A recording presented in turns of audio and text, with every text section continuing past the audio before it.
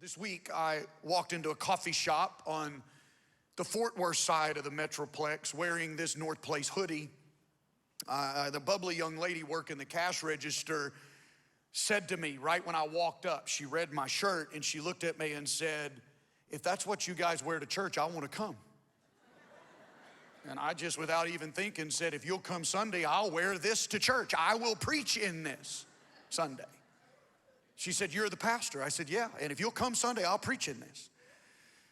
She asked where the church was, and then she asked how she could get here and what I was preaching on, and I told her that's what I've been in here working on this morning. The title's gonna be Just Hold On. And I told her that I'd been feeling this stirring from the Lord to speak life into the hearts of battle-weary believers, people that are spiritually and emotionally and physically exhausted, that I'm supposed to offer hope to people as if I was giving oxygen to those who were gasping for breath. That the word of the Lord to the people this weekend is just hold on. Don't let go. Don't give up. Help is on the way. You can't quit now. You don't have to be a hero. You don't have to have all the answers. You just gotta hold on because you're gonna make it. For a minute, it was as if she forgot she was at work. She froze as if time stood still, soaking in every word I said. She was overcome with emotion, and she just looked at me and said, "I needed that. God sent you to me today, and I need to hear the rest of it." So on a day, I checked the weather app, on a day where it's really too hot for me to be wearing this hoodie, I'm trying to keep my word to Erica, just in case she shows up today to hear the rest of it. But this word isn't just for her.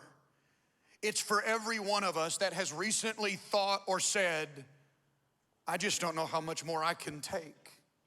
You're tired, you're fatigued, and your fingers are slipping at the end of the rope. But the Lord is saying to you today, just hold on. That was Paul's message to us when he said in Galatians 6, "Let us not become weary in doing good, for at the proper time we will reap a harvest if we do not give up." Just hold on. And if I'm gonna deal in hope today, you gotta understand what hope is and what hope isn't. The culture's version of hope is an uncertain hope. It's an "I hope so" kind of hope. It's a "I'm not really sure" kind of emotion. And that is the exact opposite of what the Lord is trying to impart into your souls today. Biblical hope is more than a motivational thought or a fading daydream. It's not this wishy-washy, vague, wait-and-see attitude, but it is an action that we choose to take every day when we choose to hope in, trust in God's sovereign control of our lives, and we choose to trust His promises regardless of what it looks like in our current circumstances. That's the kind of hope that Jesus embodied. When the writer of Hebrews is describing his hope, he says, looking to Jesus, the founder and perfecter of our faith, who for the joy that was set before him endured the cross.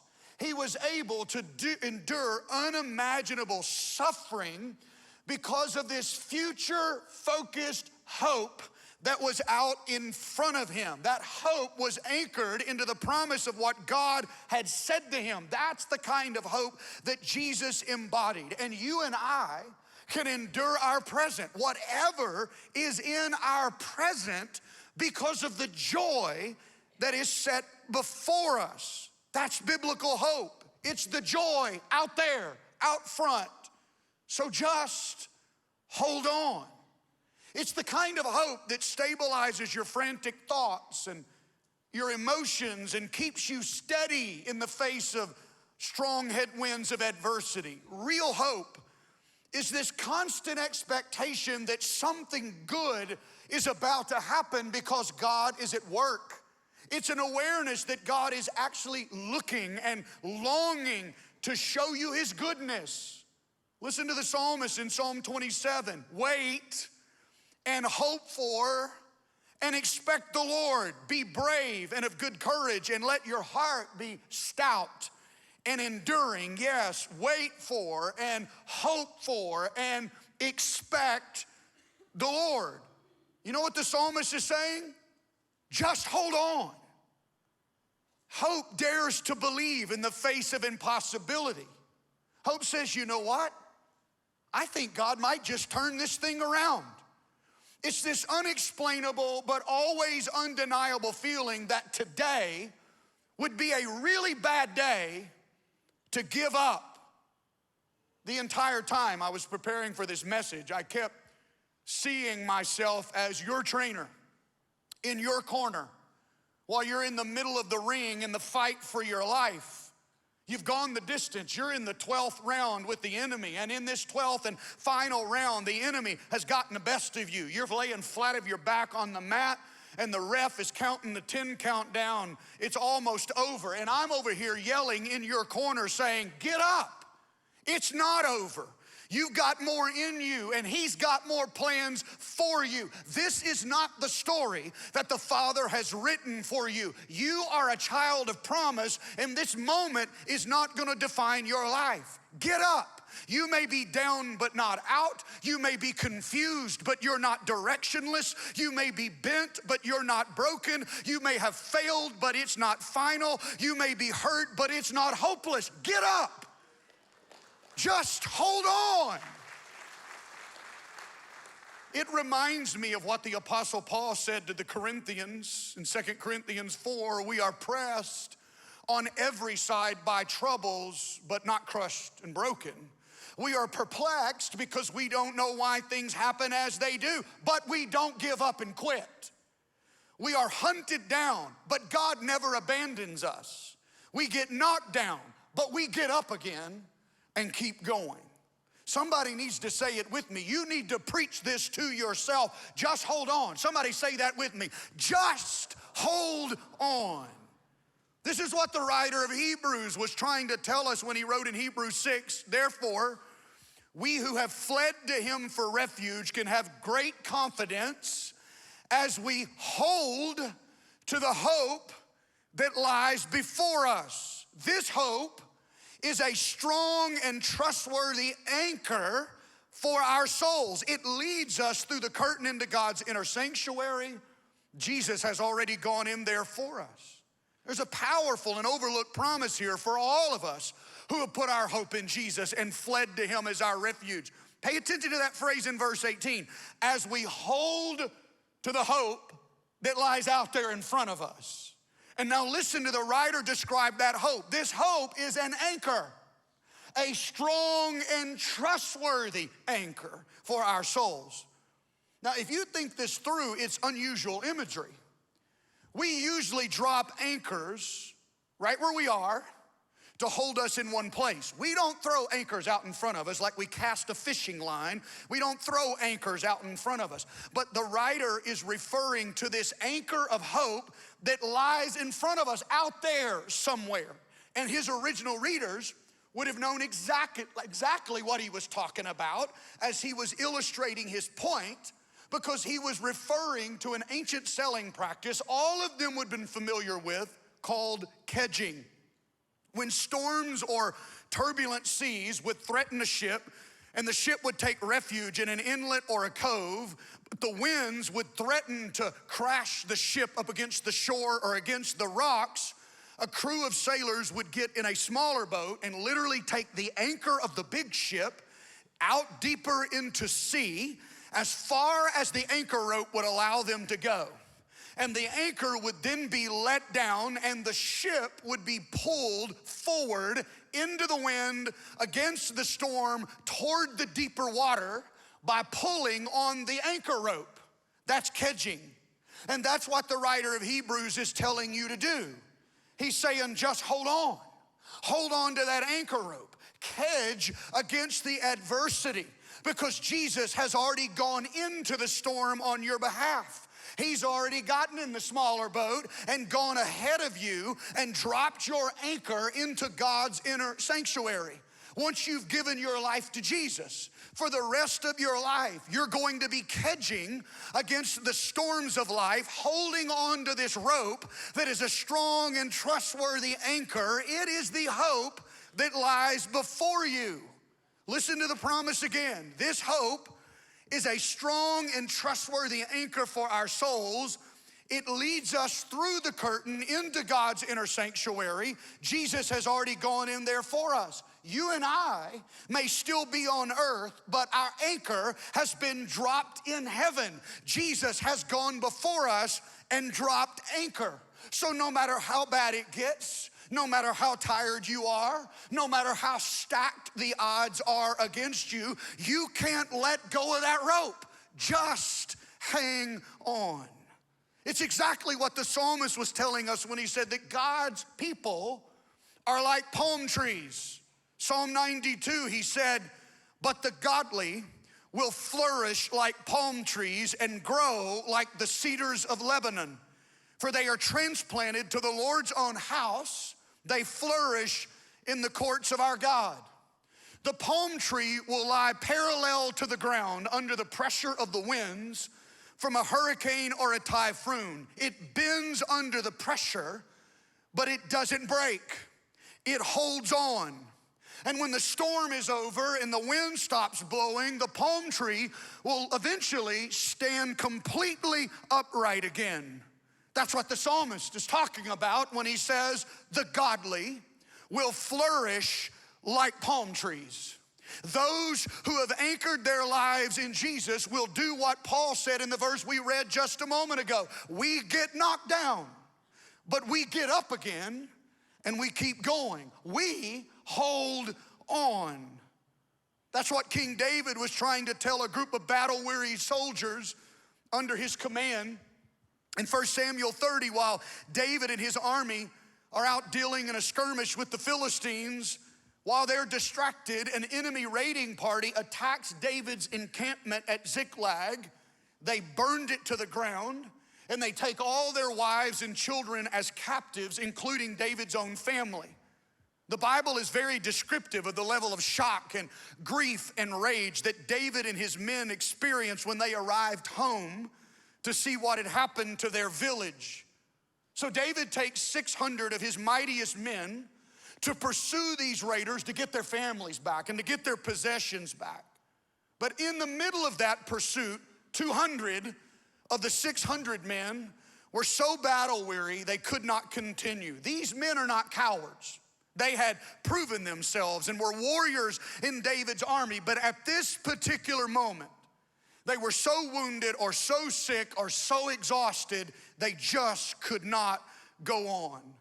So David looked at those 200 men beside the brook Besor, and he said, you guys, we're just gonna leave our stuff here so that we're able to pursue faster and more rapidly, and you 200 men stay here and guard the supplies. David and the remaining 400 other men pursue and eventually overtake the raiders. They rescue their families and take everything back that was stolen and a whole lot more. And when David starts to divide the spoils of war, the 400 men that went down to the battle didn't believe that the 200 men that guarded the supplies were deserving of anything but their families back. But David had the heart of God in this moment. Listen to how he addressed those 200 battle-weary soldiers. Then David returned to the brook Besor and met up with the 200 men who had been left behind because they were too exhausted to go with him. They went out to meet David and his men, and David greeted them joyfully. In verse 24, King David orders the share of the man who stayed with the supplies is to be the same as him who went down to the battle. All will share alike. This is the way verse 24 reads in the King James. As his part is that goeth down to the battle, so shall his part be that tarrieth or stays by the stuff. These men were unable to fight on the front lines, but they guarded the supplies. They stayed by the stuff. They didn't quit. And as best they could under the circumstances, they held on. And when David saluted these 200 men joyfully, He was saying to them, well done. You've been faithful. You didn't give up. You didn't quit. You held on. And that's what God is saying to you today. So when prayer is a chore, just hold on. When duty is a burden, just hold on. When questions arise out there about you, or even internal questions you have about yourself within you, just hold on. When you're physically weak and emotionally drained, just hold on. When you're in the heat of the battle, hold on. When victory seems beyond your reach, hold on. When others seem able and you're not, hold on. When you feel like you're the last one in the world or the only one that knows what you're going through and you're all alone, just hold on. If you keep stumbling, every time you stumble, if you just keep getting back up, don't give up, don't give in, because today is a really bad day to quit. You have to hold on. The reason the palm tree can be blown parallel to the ground in a hurricane and still hold on and weather the storm only to stand right back up when the storm is over is because it's anchored. It's weighted in the bottom. And when I think about that, it reminds me of a toy we played with as kids, at least I did, and I'm gonna have them bring it out this morning. Some of you know what I'm talking about. Some of you had one of these, did you not? Now, this fella did not start with a bandage on him this morning, but I beat him up really good in the first service. And the safety and security team helped him out after the service was over and fixed him up with a bandage. Every time you punch this thing, he goes to the ground and he comes right back up. And I want them to put the 2 Corinthians 4 passage back on the screen for a moment, because some of you are living this right now. This is what we're living right now. We're pressed on every side by troubles, but we're not crushed or broken. We get back up. We just hold on. We're perplexed because, I knocked his bandage off of him. We're perplexed because we don't know why things happen as they do, but we don't give up and quit. We get back up. We just hold on. We're hunted down, but God never abandons us. That's why you gotta hold on. We get knocked down, but we get up again, and we just keep on going. Listen, you got an anchor. You're weighted in the bottom, and I'm in your corner telling you, get up. It's not over. Don't you quit. He's not finished with you. He's not finished working in your mess. You gotta hold on. He hasn't given up on your kids. He hasn't given up on your marriage. He hasn't given up on you. He hasn't given up on that miracle. So you gotta hold on. It's why the old timers used to sing, I've anchored in Jesus, the storms of life I'll brave. I've anchored in Jesus, I fear no wind or wave. I've anchored in Jesus, for he hath power to save. I've anchored to the rock of ages. When you're weighted, when you're anchored, all you have to do is just hold on.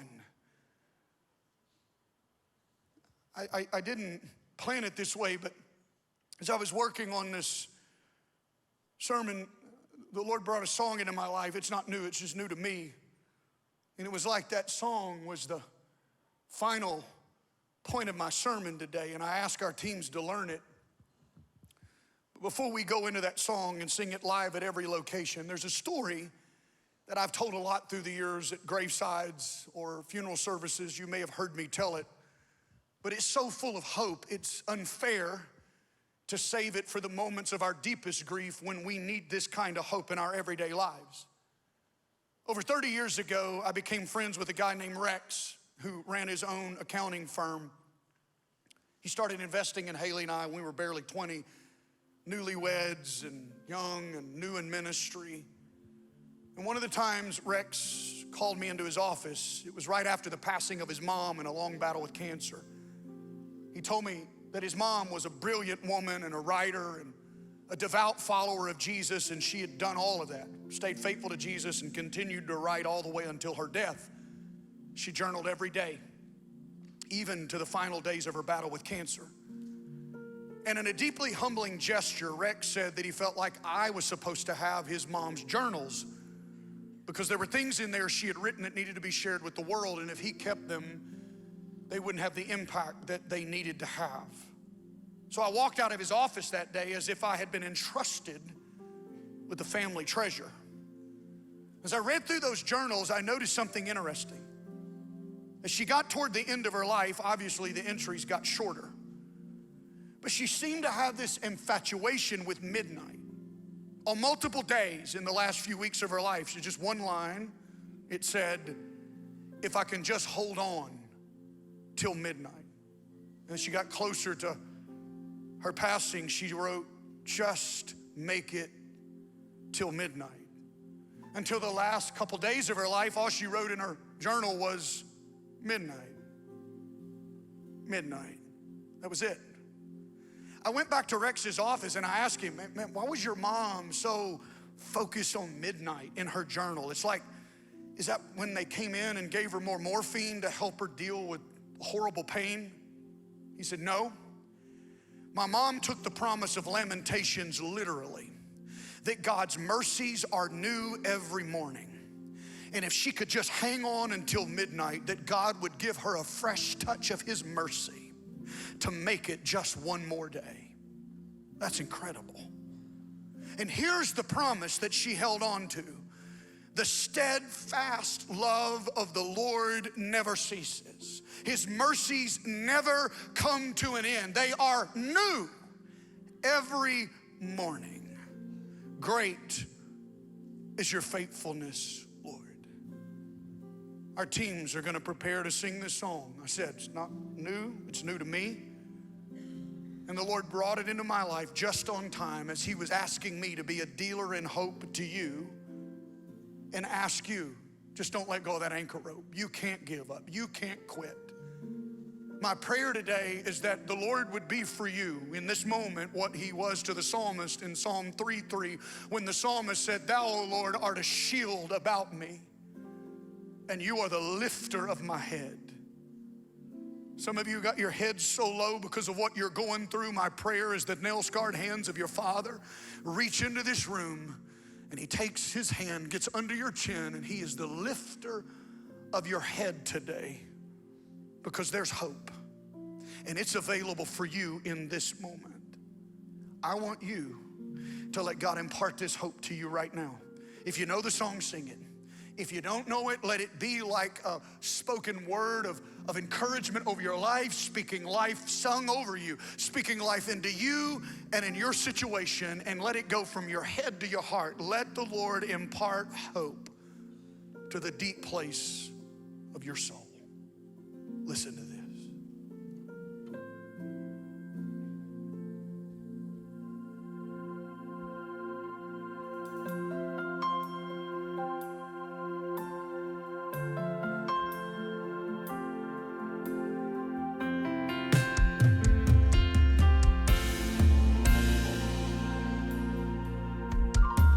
You ask me how it is that I'm still standing. You wonder how I made it through the storm. I can't boast of any special powers. There's no secret, I just held on. And I held on till the storm was over.